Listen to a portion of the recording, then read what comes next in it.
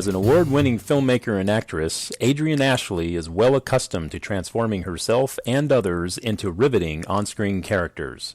She uses her well-refined techniques to transform everyday entrepreneurs into wildly successful business celebrities.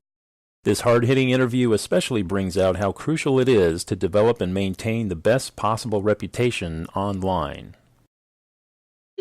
And this is the same thing with business. If you don't tell them what to expect from you and what to think of you, you're leaving it to their own devices or for somebody else to set that story about you. And that's the tragic part of what most business owners are doing, is they're not taking control of the story. You have to get out in front of it. You have to lead the narrative. You have to be in control of your own reputation, and they're not. And once I realized that, when I got to college, man, I completely transformed into the person that I wanted to be, that I always was, but I was pigeonholed before because I couldn't shake that reputation.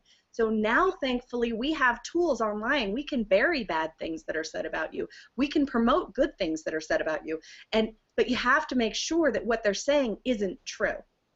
And I'll give you an example of that. This one restaurant went from a pizzeria to an Italian bistro, but they didn't change their staff.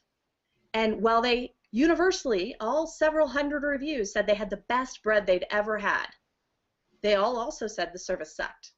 That the hostess was texting with her friends instead of seating them, and they waited 20 minutes and nobody bothered to come and take their order. You know, all of these horrible things. It was a staffing issue. They needed training. And the owner refused to see that and just said that Yelp was torturing them and trying to make them look bad, when really, when you read all the reviews, they were legitimate concerns that the owner should have taken to heart and said, I'm going to fix that. And that's what you do when somebody brings you a complaint. You turn it around, and the number one thing, I hear you.